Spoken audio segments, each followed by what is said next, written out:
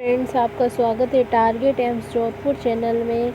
हम पढ़ रहे थे ओबीसी में हमने गायनेकोलॉजी लगभग कंप्लीट हो गई, लगभग क्या पूरी कंप्लीट हो गई। अब पढ़ेंगे हम ऑब्स्ट्रिक का मतलब है, ये है रिलेटेड टू प्रेगनेंसी। जब प्रेग्नेंट होती है वुमेन, उसका फर्टिलाइजेशन हो जाता है, फिर वो प्रेग्नेंट होती है, जो गैमेट्स वगैरह गैमेटोजेनेसिस होता है, ये सब कुछ हम इसी में ही पढ़ेंगे। ठीक है, सबसे पहला वर्ड है गैमेटोजेनेसिस का मतलब होता है गैमेट्स, और जेनेसिस का मतलब होता है फॉर्मेशन होना, ओवम और स्पर्म। इसमें क्या होता है, दो टाइप हो गए, ओवम और स्पर्म मिलके क्या हो गया। सबसे पहले स्पर्मेटोजेनेसिस यानी कि फॉर्मेशन ऑफ स्पर्मेटोजोन। स्पर्मेटोजेनेसिस का मतलब होता है फॉर्मेशन ऑफ स्पर्मेटोजोन, और oogenesis का मतलब होता है फॉर्मेशन ऑफ ओवम। और दो टाइप का होता है। मेटोसिस का मतलब होता है मियोटिस का मतलब होता है समसूत्री। 46 क्रमोसोम में जो 46 में बन गए। मियोसिस का मतलब होता है अर्धसूत्री, जो कि अर्धसूत्री यानी कि हाफ में बढ़ गए, 46 के 26।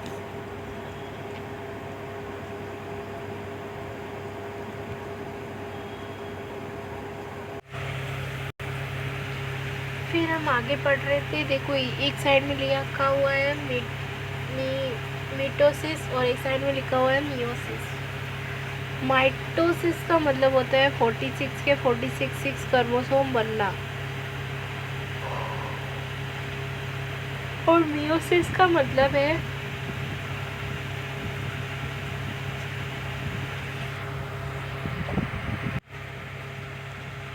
मियोसिस का मतलब है 46 क्रोमोसोम है, उसमें फर्स्ट मियोटिक डिवीज़न होना।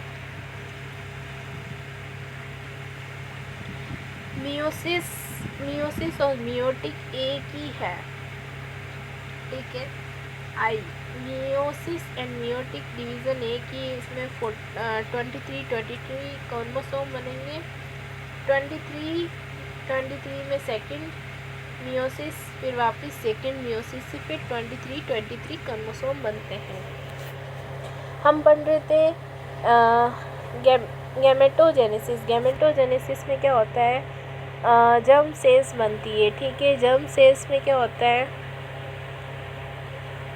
मियोसिस होता है, ठीक है। मियोसिस या माइटोसिस होता है, एक ही बोलते हैं।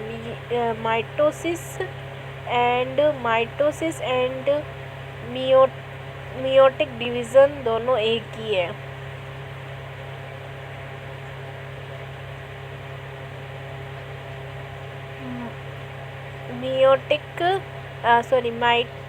माइटोसिस एंड मियोटिक डिवीज़न दोनों एक ही है। इसमें क्या होता है, फिर स्पेसिस सेल बनती है जिसे हम माइटोसिस बोलते हैं, फिर प्राइमरी सेल बनती है जिसमें फिर मियोसिस फर्स्ट होता है, जिससे सेकेंडरी सेल बनती है, उसमें फिर सेकेंडरी मियोटिक डिवीज़न होता है, जिसे मियोसिस एक ही होता है, जिससे गैमेट्स बनते हैं, उसे मैच्योर सेल कहते हैं। oogenesis formation of ovum, germ cell, ovary में जर्म सेल का बनना 6 से 8 वीक में। Start beginning from birth, start हो जाती है बिगिंग फ्रॉम बर्थ मियोसिस से। मियोटिक से स्टार्ट हो जाती है, मीटोसिस से स्टार्ट हो जाती है। Oogonia 20 week.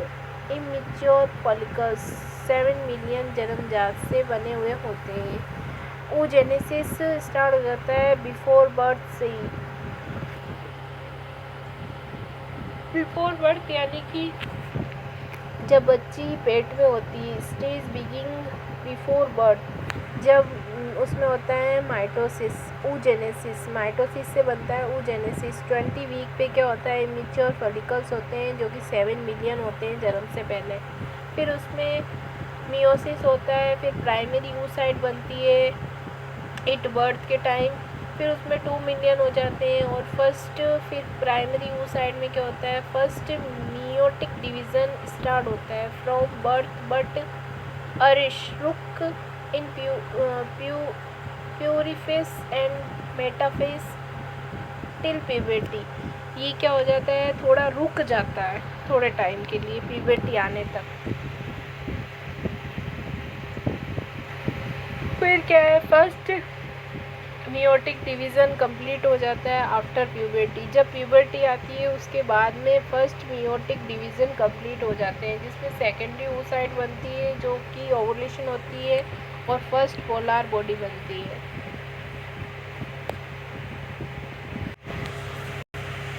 फिर क्या होता है, सेकेंडरी oocyte होती है और फर्स्ट पोलर बॉडी होती है। सबसे पहले हम फर्स्ट पोलर बॉडी में देख लेते हैं। इसमें क्या हो जाता है, सेकंड मियोटिक डिवीज़न हो जाता है और सेकंड पोलर बॉडी दो बन जाती है, इधर और एक उधर, दोनों साइड में मियोटिक डिवीज़न से सेकंड पोलर बॉडी बन जाती है।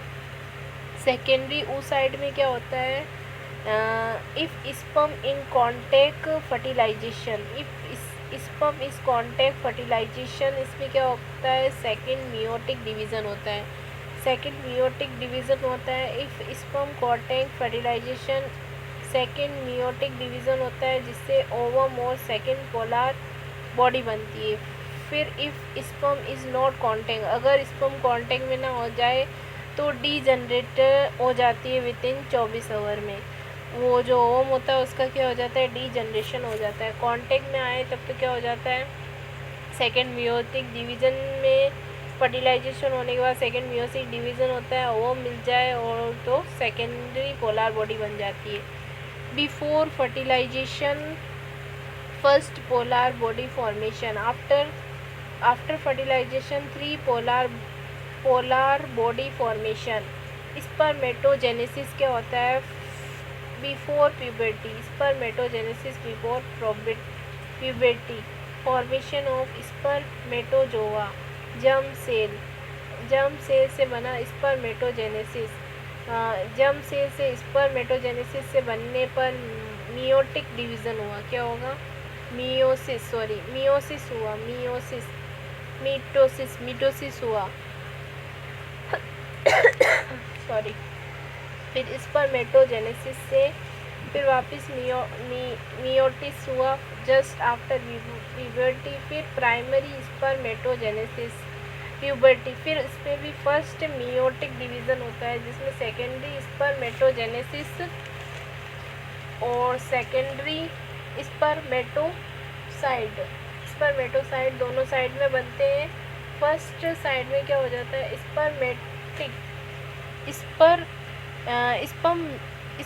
स्पर्मेटेटिक और स्पर्मेटेटिक दोनों होता है। दोनों में फिर क्या हो जाता है, दोनों साइड में स्पर्मेटोजेनेसिस होके दोनों क्या बनाते हैं, दोनों में बनता है स्पर्मेटोजोआ। दोनों साइड में दो क्या बनते हैं, स्पर्मेटोजोआ। कैसे बने, मियोसिस डिवीज़न से प्राइमरी स्पर्मेटोजोआ से प्यूबर्टी में फर्स्ट मियोटिक डिवीज़न होके सेकेंडरी स्पर्मेटोसाइड बनके फिर वापस सेकेंडरी मियोसिस होके स्पर्मेटोजोन बना। यानी कि ये जो मियोसिस होता है ये बाद में ही होता है आफ्टर प्यूबर्टी, उससे पहले मायोटिक ही डिवीज़न होता है दोनों में, चाहे गर्ल हो चाहे बॉय हो, ठीक है। Spermatogenesis begin before puberty, spermatogenesis taken 61 days, 70 to 80 day. Sex determine कौन करता है, ओनली वाई ही करता है सेक्स डिटरमाइन। जो 44 होते हैं वो होते हैं ऑटोसोम और जो XY होते हैं वो होते हैं एलोसोम। फिर होता है स्पर्मेटोजेनेसिस, 4 स्पर्म बनते हैं। oogenesis का मतलब होता है germ cells 44 XX diploid two N, 44 autosome XY allosome SX chromosome. Allosome या सेक्स क्रोमोसोम में क्या होता है, मीटोटिक डिवीज़न होता है, जिससे क्या बनता है, ऊजेनिया बनता है, यानी कि 44 XX क्रोमोसोम बनते हैं। फिर वापस माइटोसिस 46 44 डिवीज़न होके प्राइमरी oogenesis बनता है। फिर क्या हो जाता है, फर्स्ट मियोटिक डिवीज़न होता है जिससे सेकेंडरी oocyte और फर्स्ट पोलर बॉडी बन जाती है।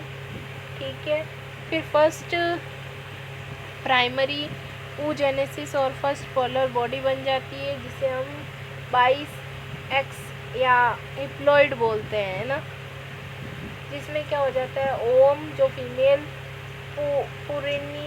प्री न्यूक्लियस है, जो फीमेल प्री न्यूक्लियस है जिसको हम बोलेंगे 22X या N। सेकेंड पोलर बॉडी को हम बोलते हैं N 22X, और फर्स्ट पोलर बॉडी को 22XN बोलते हैं। सेकेंड पोलर बॉडी जो कि 22X होती है। फिर होती है स्पर्मेटोजेनेसिस, जर्म सेल 46-44XY, जो XY है वो क्या होते हैं, एलोसोम होते हैं, और जो 46 होते हैं वो होते हैं ऑटोसोम। जर्म सेल में क्या होता है, स्पर्मेटोजेनेसिस 44XY। फिर क्या हो जाता है, प्राइमरी स्पर्मेटोसाइट 46-44XY। पहले क्या हो रहा है, मिटोसिस होता है। मिटोसिस सबसे बाद में से जब प्राइमरी स्पर्मेटोसाइटिस हो जाता है तो उसमें फर्स्ट मियोटिक डिवीज़न होता है जिससे सेकेंडरी स्पर्मेटोसाइट बनता है और सेकेंडरी स्पर्मेटोसाइट बनता है दोनों की साइड में, जिसे हम 23 बोलेंगे। फिर जो सेकेंडरी स्पर्मेटोसाइट है उससे क्या बनता है, फिर उसमें सेकेंड मियोटिक डिवीज़न होता है जिसपे स्पर्माइड बनते हैं। स्पर्माइड जो कि स्पर्म कहलाते हैं, जो कि इप्लॉइड होंगे, दोनों साइड में बनेंगे 22XX YY। स्पर्मेटेड बोलेंगे इसको।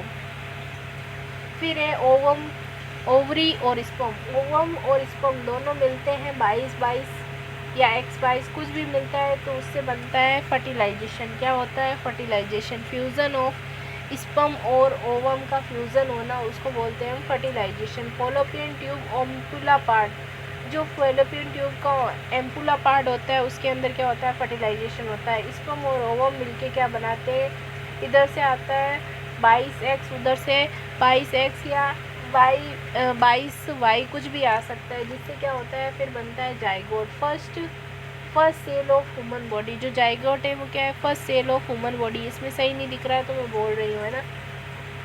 फिर 44XY 44XY या XX दोनों को हम क्या बोलेंगे, डिप्लॉइड सेल बोलेंगे। जो सिकल सेल स्टेज हम किसको बोलते हैं, जाइगोट को बोलते हैं। Structure of the secondary oocyte, secondary oocyte का स्ट्रक्चर इसमें क्लियर नहीं दिख रहा है, थोड़ा बहुत तो दिख ही रहा है। ठीक है, इसको हम बोलते हैं मैच्योर ओवम या सेकेंडरी oocyte बोलते हैं। इसमें सबसे अंदर तो होता है न्यूक्लियस, फिर न्यूक्लियस के बाहर होता है उसका ओप्लाज्म, यानी कि विट्लियस भी बोलते हैं उसको, विट्लियस भी बोलते हैं। ठीक है, फिर उसके बाहर होता है वेटिलियन मेम्ब्रेन। क्या होती है, वेटिलिन मेम्ब्रेन। फिर उसके भी बाहर होती है पेरीवेटिलियन स्पेस। क्या होता है, पेरीवेटिलियन स्पेस होता है। फिर उसके भी बाहर होता है जोना पेलुसिडा। फिर उसके बाद होती है कोरियोना रेडिएंटा, जो कि हाइड्रोवोनिक एसिड होता है, ठीक है ना।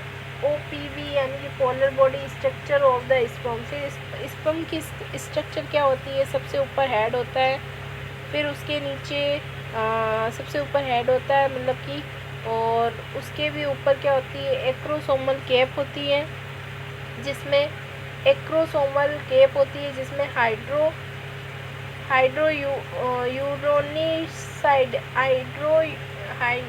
हाइड्रोयूनोसिड एंजाइम भरा रहता है और बीच में नेक होती है, और फिर मिड पीसेज होते हैं जिसे माइटोकांड्रिया बोलते हैं, और टेल होती है। ये था स्ट्रक्चर ऑफ द स्पर्मेटोजोई और स्पर्म ऑफ।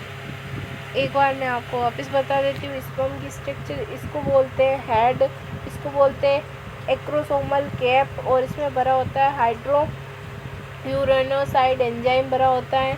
और बीच में होता है न्यूक्लियस, यहाँ होती है नेक, यहाँ होता है मिड पीचेस जिसको माइक्रोकांडिया, और पीछे होती है टेल, ठीक है। और ओवरी में क्या होता है, ओवरी में सबसे बीच में होता है न्यूक्लियस, ठीक है। उसके बाद जो उसके बाहर बना होता है उसको बोलते हैं साइटोप्लाज्म बोलते हैं नॉर्मल सेल में, लेकिन इसमें बोलते हैं ओप्लाज्म या वेलिनील बोलते हैं इसमें इसको, ठीक है।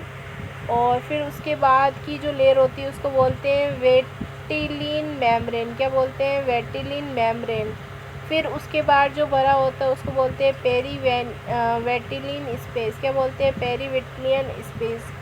फिर जो उसके बाहर होता है उसको बोलते हैं जोना पेलुसिडा। फिर उसके भी जो बाहर होता है उसको बोलते हैं कोरिना रेडिएटा, जिसमें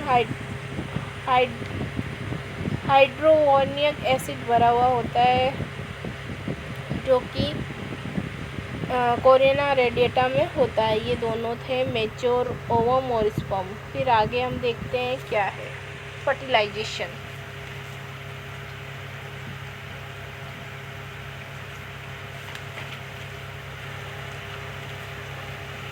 sexually act millions sperm ejaculated into vagina.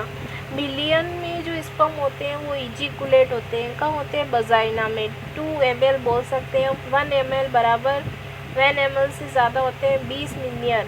1000 sperm reach into the uterine cavity.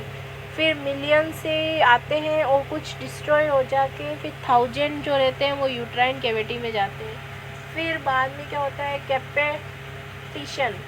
कैपेटिशन uterine cavity ovary तक का फर्टिलाइजेशन। कैपिटिशन का मतलब होता है it is a physio chemical changes. Capacitation का मतलब होता है it is a physio chemical changes sperm by which it become hypermotile and able to behind ovum. It start from cervix. It taken 2 to 6 hours. फिर क्या होता है, कैपेटिशन के बाद में वो क्या होते हैं, 300 से 500 capacitated sperm reach around secondary oocyte in ampullary part of the Fallopian tube और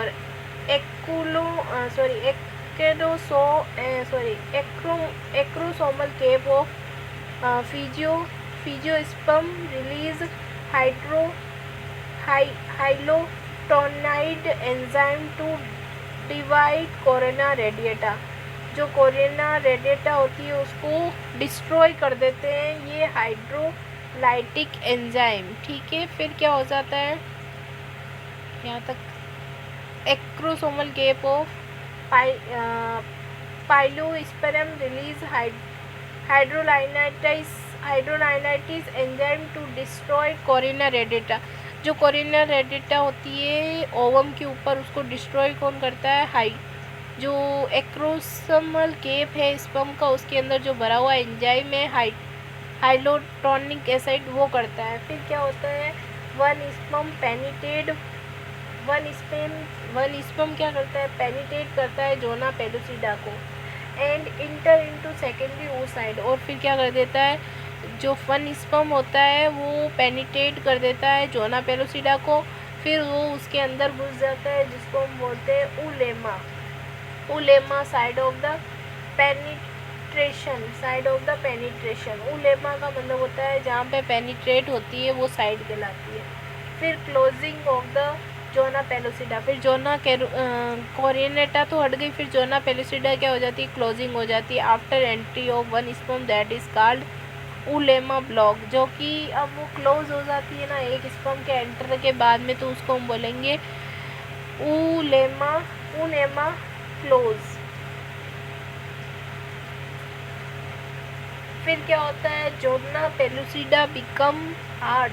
फिर जो जोना पेलुसिडा होती है वो become hard that is called zona hatching, जिसको हम जोना हैचिंग या जोना रिएक्शन बोलते हैं।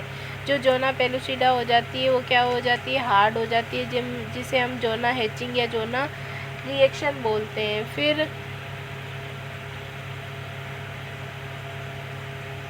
फिर क्या होता है, जो स्पर्म होते हैं वो 48 से 42 आवर तक उनका लाइफ स्पैन होता है और ओवम का 12 से 24 आवर तक होता है। हमें टाइम बता दिया 20 मिनट तो वजाइना के अंदर रहते हैं, 3 मिनट यूट्रस के अंदर और 5 मिनट के अंदर वो उस ओवम को पेनिट्रेट करके उसके अंदर चले जाते हैं। जोना हैचिंग या जोना रिएक्शन या उलेमा ब्लॉक क्या होता है? To prevent entry of the other sperm.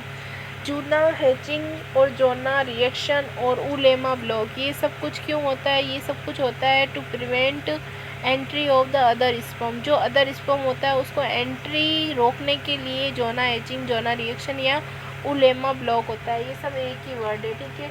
फिर मेल प्रोन्यूक्लियस या head and neck. Male pronucleus, male जो होता है वो क्या हो जाता है? प्रोन्यूक्लियस हो जाता है और head and neck 23। Female pronucleus 23। जो मेल प्रोन्यूक्लियस है उसका हेड एंड नेक 23 का है, क्योंकि हमने पढ़ा था मेल का स्पर्म n होता है और फीमेल का ओवम भी n होता है, तो दोनों मिल जाएंगे। फीमेल प्रोन्यूक्लियस भी m, दोनों मिलके वापस क्या हो जाएंगे? Fusion of the male pronucleus sperm and female pronucleus ovum मिलके क्या करेंगे? Fertilization. Ampullary part of the fallopian tube. Ampullary part of the fallopian tube में क्या हो गया है? फर्टिलाइजेशन, जो कि 44XX या XY बना है, जिसे सिंगल सेल स्ट्रक्चर बोलते हैं और first cell of human body, जिसको हम first cell of human body भी बोलते हैं। अब देखो कितना टाइम लगा है। कैपिटेशन 2 से 6 घंटे अलग है, ये स्पर्म में काउंट नहीं, मतलब जो कैपिटेशन है वो पहले ही हो जाता है, जब वो इजेकुलेटेड होता है उसी टाइम से ही स्पर्म अपना पहले से ही करके रखते हैं, ये मतलब फर्टिलाइजेशन में काउंट नहीं होगा। 20 मिनट तो उसको लगेंगे वजाइना सर्विक्स, यहाँ पे 20 मिनट लगेंगे वजाइना के अंदर और यूट्रस के अंदर उसको 3 मिनट लगेंगे और फेलोपियन ट्यूब में 5 मिनट लगेंगे, यानी कि fertilization take 28 minutes after sexual intercourse. अगर किसी के बच्चा होना होता है तो 28 मिनट में तय हो जाता है इंटरकोर्स होने के बाद होगा या नहीं होगा, बाद में कुछ नहीं होने वाला है, ठीक है। फिर 23 और 23 मिलके क्या बना लेते हैं? अगर दो इसको फर्टिलाइजेशन हो जाए, अगर आपका इक्वेशन होगा कि 2 फर्टिलाइजेशन ओम हो जाए तो क्या हो जाएगा? तो वो 3 बन जाएंगे, 23 23 23। नॉर्मली डिप्लॉइड बनता है तभी जाइगोट बनता है, अगर डिप्लॉइड बन जाए तो उसको मोलार प्रेगनेंसी बोलते हैं, जो कि किसी काम की नहीं रहती है, ठीक है। फर्स्ट है, अब क्या हो गया? जो हमारे पास पोलर बॉडीज थी ना, first polar body, second polar body, convert, जो फर्स्ट और सेकंड पोलर बॉडी होती है वो क्या हो जाती है? कन्वर्ट हो जाती है, और जो वहाँ पे इम्प्लांटेशन हुआ है उसको क्या देती है? न्यूट्रिशन देने के लिए काम आती है। और देखो हमने क्या किया, सबसे पहले जो कोरोना रेडिएटा था उसको उड़ाया स्पर्म ने सबसे पहले, फिर जो ना पेलुसिडा को हटाया, फिर क्या किया? पेनिट्रेट किया, पेरीवेटिलाइन स्पेस में गया, पेरिलाइटिक स्पेस में गया, सॉरी ये क्या है? ये ना मतलब जो ओवम है उसके बाहर वाली लेयर से सबसे पहले है जोना, सॉरी कॉर्नेटा, सॉरी एक मिनट है ना, जो ओवम है ना, या फिर हम बोल सकते हैं जो सेकेंडरी वो साइड है उसके बाहर की स्ट्रक्चर है कोरोना रेडिएटा, फिर जोना पेलुसिडा, फिर पेरीवेटिलाइन स्पीस है, फिर वेंट्रिलाइन मेम्ब्रेन है, फिर ऊ प्लाज्मा है, फिर है पिनोन्यूक्लियाई। क्या है? पिनोन्यूक्लियाई। मिलने के बाद में क्या बन जाता है? स्पर्म और ओवम मिलने के बाद बन जाता है जाइगोट, ठीक है। अब हम जाइगोट की आगे की स्ट्रक्चर बढ़ेंगे। इम्प्लांटेशन, फर्स्ट ऑफ इम्प्लांटेशन के बाद में क्या होता है? जाइगोट बनता है। जब जाइगोट बनता है तो उसमें होता है मीटोसिस होता है। क्या होता है? मीटोसिस, जिससे क्या बन जाती है? 2 सेल स्ट्रक्चर बन जाती है, जो 30 आवर लगते हैं एक सेल से दूसरी सेल में फेलोपियन ट्यूब में होता है। 30 घंटे लगते हैं जाइगोट को सेकंड सेल बनाने में, ठीक है ना। 30 आवर लगते हैं एक सेल से दूसरी सेल बनाने में, ठीक है। जाइगोट को 2 सेल बनाने में यानी कि ब्लास्टोमियर बनाने में 30 घंटे यानी कि 1 दिन से भी ज़्यादा का समय लगता है जाइगोट से 2 सेल बनाने में, जिसको हम ब्लास्टोमियर बोलते हैं। फिर उसमें भी माइटोसिस डिवीज़न होता है जिससे 4 सेल बन जाती है। ब्लास्टोमियर से क्या बन जाती है, 4 सेल बन जाती है। ये भी इसमें भी 2 दिन लग जाते हैं। अब वो बन गई थी जाइगोट से 2 सेल बनने में 30 घंटे लग गए। अब ब्लास्टोमियर से वापस 4 सेल बनने में हमें कितने लग गए, 40 से 50 घंटे लग गए, या 2 दिन बोल सकते हैं जाइगोट 4 सेल बनने में। फिर 4 से वापस 8 सेल बनने में 72 घंटे लग गए। जाइगोट से अभी तक 3 दिन लग गए हैं। फिर जाइगोट के बाद में क्या हो गया है, मोरूला बन गया। जाइगोट के बाद में ब्लास्टोमियर था। ब्लास्टोमियर से 4 8 हुआ, 8 हुआ, 2 दिन 3 दिन लग गए। फिर 96 आवर यानी कि चौथे दिन लगभग क्या बन गया, मोरूला। ठीक है, मोरूला बन गया। जाइगोट से अभी तक क्या हो गया है, मोरूला बन गया है चौथे दिन पे, जिसके हम 16 से 48 सेल स्टेज बोल सकते हैं। और ये जो मोरूला तक की स्टेज थी, ये सब क्या हो रही थी, फॉलोपियन ट्यूब में ही डिवीज़न वगैरह हो रहा था। अब क्या हो गया है, जब मोरूला बन जाता है तो मोरूला मूव करता है यूट्रस की तरफ, मल्टी बैगर स्पेस, जिसको मल्टी बैगर स्पेस भी बोलते हैं, यानी कि सहतूत की तरह बोलते हैं। अब मोरूला क्या करता है, एंटर करता है इनटू यूट्राइन कैविटी। अब जो 16 से 64 स्टेज की सेल बनी है मोरूला की, अब वो एंटर करेगी कहाँ पे, यूट्राइन कैविटी में 4 डे पे। 5 डे पे मोरूला कन्वर्ट इनटू ब्लास्टोसिस। अब 5 दिन पे क्या हो जाता है, जो मोरूला होता है मोरूला वो कन्वर्ट हो जाता है इनटू ब्लास्टोसाइड में। जो मोरूला था अपने पास चौथे दिन का, अब वो 5वें दिन क्या हो जाता है, कन्वर्ट हो जाता है ब्लास्टोसिस में। फिर क्या होता है, ब्लास्टोसिस से क्या करता है, each individual cell have mucus film, क्या करता है, म्यूकस फिल्म बनाता है इम्प्लांट बॉडी अपर पार्ट। वो क्या करता है, इंडिविजुअल सेल होती है वो, इन ईच इंडिविजुअल सेल है म्यूकस फिल्म बनाते हैं और इम्प्लांटेशन हो जाते हैं बॉडी के अपर पार्ट में।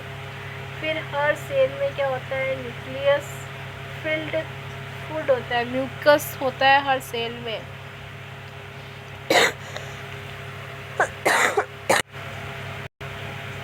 ठीक है, फिर अपर पार्ट में क्या हो जाता है, इम्प्लांटेशन हो जाता है ब्लास्टोसाइट का, जिसे हम जोना पेलिसुडा हटेगी, उससे जोना हैचिंग 5वें दिन पे हुआ था।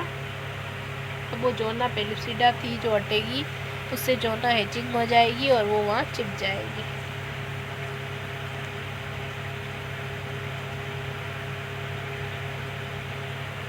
फिर क्या है, डिसअपियर ऑफ जोना पेलुसिडा। जो हमारे पास जोना पेलुसिडा थी कोरोना हटने के बाद, उसको पेनिट्रेट करके गया था, अब वो क्या हो जाती है, हट जाती है, डिसअपियर हो जाती है। जोना पेलुसिडा जो कवरिंग होती है वो हट जाती है। फिर क्या हो जाता है, वहाँ जोना हैचिंग हो जाती है। फिर जोना का हटना क्या कहलाता है, जोना हैचिंग कहलाता है। फिर 6 डे पे क्या होता है, फर्टिलाइजेशन के बाद में 6 डे पे क्या होता है, implantation start complete on the 10 से 11 दिन, 6 दिन पे वहाँ जाता है और इसको 2-3 दिन और वहाँ लग जाते हैं, तो 10 से 11 दिन तक क्या हो जाता है, कंप्लीट इम्प्लांटेशन हो जाता है आफ्टर फर्टिलाइजेशन से। ठीक है, फिर क्या होता है, ब्लीडिंग ड्यूरिंग इम्प्लांटेशन। अगर किसी को ब्लीडिंग हो इम्प्लांटेशन के बाद में तो उसको बोलते हैं हार्टमन साइन। हार्टमैन साइन एक हार्टमैन सॉल्यूशन भी होता है जिसको आरएल बोलते हैं। ठीक है ना। फर्स्ट डे तो क्या था, जाइगोट था। फिर 4 डे क्या बन गया, मोरूला बन गया। 5 डे पे क्या हो गया, 6 डे पे स्टार्ट हुआ और 11 डे पे कंप्लीट हो गया फर्टिलाइजेशन। ठीक है, अब क्या प्रोसेस थी इम्प्लांटेशन की वो पढ़ेंगे। वहाँ पे जो था क्या बोलते हैं, यूट्रस में चिपकने का क्या प्रोसेस है, इम्प्लांटेशन होने का वो पढ़ेंगे, जिसको हम बोल सकते हैं आपी। क्या बोल सकते हैं, आप ही यानी कि 4 प्रोसेस ऑफ इम्प्लांटेशन। सबसे पहले एपी पोजिशन यानी कि formation of pinopode finger like projection. सबसे पहले formation of pinopodes finger like projection, ठीक है। सबसे पहले उसके अंदर ओपी पोजीशन का मतलब है फॉर्मेशन होगा, पिनोपॉइड यानी कि फिंगर लाइक प्रोजेक्शन होंगे। एडिएशन यानी कि चिपकना। पेनिट्रेशन का मतलब होता है डेसिडुआ ऊपर अंदर धंसना, जो डेसिडुआ के अंदर धंसने को हम बोलते हैं पेनिट्रेशन। डेसिडुआ के अंदर धंसना या घुसना उसको बोलते हैं पेनिट्रेशन। इनिवेशन का मतलब होता है पूरा अंदर घुस जाना। इनिवेशन का मतलब होता है पूरा अंदर चले जाना। Blastocyst differentiates into 2 part for implantation. जो ब्लास्टोसिस है उसका डिफरेंटेंस होता है 2 पार्ट में वो जाता है। जो ब्लास्टोसिस का आउटर ट्रोपोड्रम होता है, ट्रोपोसाइटोड्रम होता है, ट्रोपोसाइटोड्रम जिससे प्लासेंटा और कोरियन बनती है, और जो इनर सेल मास होता है उससे एम्ब्रियो और एमनियन और एमनिकल कोड बनती है, यानी कि बच्चे वाला साइड बनता है इनर सेल मास से, और आउटर सेल मास से प्लेसेंटा, कोरियन, ये सब कुछ बनती है।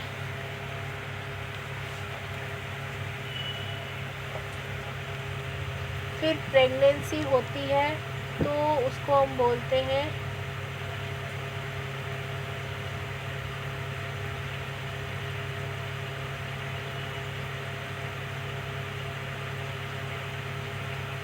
जो अब हमारे पास जो लेयर आई है उसमें क्या क्या लेयर होती है। सबसे बाहर वाली लेयर को हम बोलते हैं बेसल लेयर, उसके अंदर वाली को बोलते हैं जो कि प्रेग्नेंट होती है डेसिडुआ वाली। फिर उसके अंदर वाली कंप्लीट लेयर बोलते हैं। सेकंड वाली को हम बोलते हैं स्पंजी लेयर। सबसे बाहर वाली बेसियल लेयर, सेकंड वाली स्पंजी लेयर, थर्ड वाली कंप्लीट लेयर। कंप्लीट लेयर में क्या होता है इम्प्लांटेशन, ठीक है। 6 डे पे क्या होता है बीएससी से याद कर सकते हैं। बी यानी बेस लेयर, एस यानी स्पंजी लेयर और सी यानी कंपेक्ट लेयर, ठीक है। इम्प्लांटेशन पहले होता है आउटर प्लेसेंटा और बीच वाली एम्ब्रियो, ठीक है। 6 डे पे क्या होता है इंटरस्टिशियल इम्प्लांटेशन स्टार्ट हो जाता है। इंटरस्टिशियल इम्प्लांटेशन स्टार्ट हो जाता है। कंप्लीट लेयर ऑफ एंटीरियर और posterior wall of complete layer of body of uterus. Complete layer of anterior और posterior wall of complete layer of body of uterus. फिर है इस पर स्पेरेशन ऑफ द प्लेसेंटा, मतलब प्लेसेंटा का बनना। Separation of the placenta. Decidua spongiosa या spongiosum 7 day पे क्या हो जाता है 6 डे पे ये हुआ, 7 डे पे क्या हो जाएगा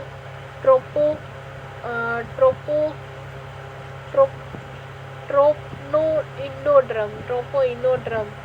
जो अंदर वाली लेयर है ट्रोपोइंडोड्रम, उसमें क्या हो जाता है साइटोट्रोपोब्लास्ट आउटर लेयर और साइटोट्रोपोबास इनर लेयर होती है, ठीक है ना। अब इसमें क्या होता है देखो साइटोट्रोपोब्लास्ट इसको हम आउटर लेयर बोलते हैं, और जो साइटोट्रोपोब्लास्ट है जिसको हम इनर लेयर बोलते हैं या मल्टी सेलुलर लेयर बोलते हैं। वी यानी वेंट्रल डोर्सल, वी यानी वेंट्रल और डी यानी डोर्सल, ठीक है। मल्टी न्यूक्लियस्ड और outer hormonal structure of placenta, barrier portion of the placenta. Cytotrophoblast को हम आउटर लेयर बोलते हैं जो कि हार्मोन स्ट्रक्चर होती है प्लेसेंटा बनाएगी, और barrier portion of the placenta. Syncytiotrophoblast से ही सारे हार्मोन सिक्रेट होंगे और ये क्या करेगी प्रोटेक्शन करेगी, बैरियर बनेगी, ठीक है। फिर से 8 से 90 दिन क्या होगा HCG फाउंड होगा। 8 से 90 दिन क्या हो जाएगा उस लेडी के अंदर फर्टिलाइजेशन के बाद में उन सब के बाद में 8 से 90 दिन क्या हो जाएगा और जो वो थे ना, गेस्टेशनल एज के बाद गिन रहे हैं ये सब कुछ हम, गेस्टेशनल एज के बाद में हम एक खा गए बीच में। 20वें दिन से हमने स्टार्ट कर दिया था। 6 में से 14 माइनस किए तो 20 आया, गेस्टेशनल एज माइनस। ठीक है, अब क्या हो जाएगा, 6 से 8 दिन पर क्या हो जाएगा, उस फीमेल के अंदर क्या हो जाएगा, एससीजी फाउंड होगा, जो कि मैटरनल सीरम होता है, मैटरनल सीरम होता है। फिर इंटरनल लेयर क्या होगी, इंटरनल लेयर को हम बोलते हैं एक्टोड्रम। एक्टोड्रम में क्या होता है, जो डोर्सल सरफेस होती है वो 7 डे पे बनती है, और इंडोड्रम जो होती है वेंट्रल सरफेस वो 8 डे पे बनती है, और मीजोड्रम मिडिल लेयर जो 14वें दिन तक बनती है। एक्टोड्रम पे क्या होता है, एक्टोड्रम जिसमें सेंट्रल नर्वस सिस्टम होता है। एक्टोड्रम पे क्या होता है, सेंट्रल नर्वस सिस्टम होता है, जो हाइपोथर्मिया या पिट्यूटरी ग्लैंड बनाती है। एक्टोड्रम से क्या क्या बनता है हम वो पढ़ रहे हैं हम। सेंट्रल नर्वस सिस्टम किससे बनता है, एक्टोड्रम से। Hypothalamus, pituitary, nasal cavity, oral cavity, root of mouth, sweat gland, sebaceous gland, salivary gland और स्किन, ये सब कुछ बनाती है एक्टोड्रम बनाती है, एक्टोड्रम। और मीजोड्रम क्या बनाती है, मसल्स, बोन, कार्टिलेज और mesothelial lining of the blood vessel, spleen, organ, tissue, kidney, heart, ये सब कुछ बनाती है मीजोड्रम। और इंडोड्रम क्या बनाती है, respiratory tract, gastro intestinal tract, liver, pancreas, urinary tract, bulbourethral gland, Bartholin gland, ये सब कुछ बनाती है इंडोड्रम। फिर है यूट्रोप्लेसेंटल सर्कुलेशन कैसे होता है। सिनसाइटोप्लास्ट क्या करती है, बैरियर का काम करती है, हम पढ़ के आए हैं, और हार्मोन सिक्रेट करती है कौन, सिनसाइटोट्रोपोप्लास्ट। फिर हम पढ़ते हैं यूट्रोप्लेसेंटल सर्कुलेशन, 12वें दिन स्टार्ट होता है यूट्रोप्लेसेंटल सर्कुलेशन। यूट्रोप्लेसेंटल सर्कुलेशन 12वें दिन स्टार्ट होता है। ठीक है, इसके अंदर देखो क्या होता है,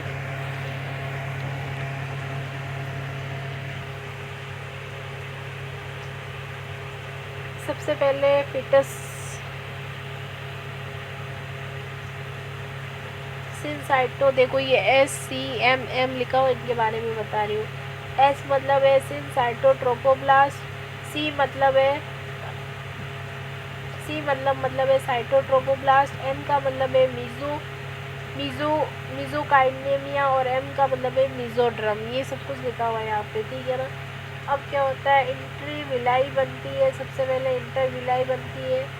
फिर क्या करती है, एक तो आती है आर्टरी और एक आती है वेन, दोनों क्या करती है, ऑक्सीजन का आदान प्रदान करती है। ठीक है, और जो मीजोड्रम है वो प्लेसेंटा से बनती है, मीजोमाइलोमा है जो क्या करती है, प्लेसेंटा बनाती है। और फिर है ना, एक फीटल विलाई बनना स्टार्ट होती है, जो एमनियन और फिर अम्बिलिकल कोड भी पीछे से बनना स्टार्ट हो जाती है।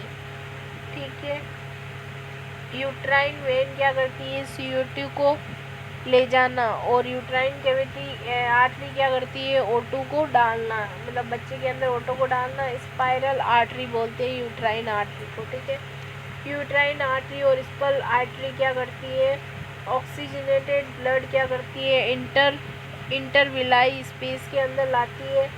फिर उसके अंदर क्या हो जाता है, जो डीऑक्सीजनेट ब्लड है वो यूट्राइन वेन या स्पाइरल वेन फिटोप्लेसेंटा सर्कुलेशन से वापस लेके जाती है। 13वें दिन क्या होता है, 30 day formation of primary villi, जब प्राइमरी विलाई बन जाती है 13वें दिन पे, और 16वें दिन पे क्या हो जाता है, सेकेंडरी विलाई बन जाती है।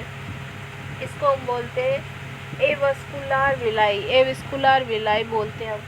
फिर 21 दिन पे क्या हो जाता है, टर्सरी विलाई बन जाती है, और ब्लड आ जाता है बच्चे में, मतलब बच्चे में ब्लड शुरू हो जाता है, और स्टिफ विलाई और वस्कुलर विलाई। और 21 दिन या 35 दिन पे गेस्टेशनल एज पे क्या हो जाता है, हार्ट बीट स्टार्ट हो जाती है। एक बच्चा 21 दिन या 35 दिन पे हार्ट बीट उसमें स्टार्ट हो जाती है बच्चे के अंदर। सबसे पहले उसका हार्ट ही बनता है और उसमें हार्ट सप्लाई स्टार्ट हो जाती है। फिर 21 से 35 दिन में complete of feto circulation start हो जाता है। तो 36वें दिन क्या होता है, 6 वीक ऑफ गेस्टेशन बोल सकते हैं हम। Complete uteroplacental circulation start. अब हम पढ़ेंगे ह्यूमन प्लासेंटा।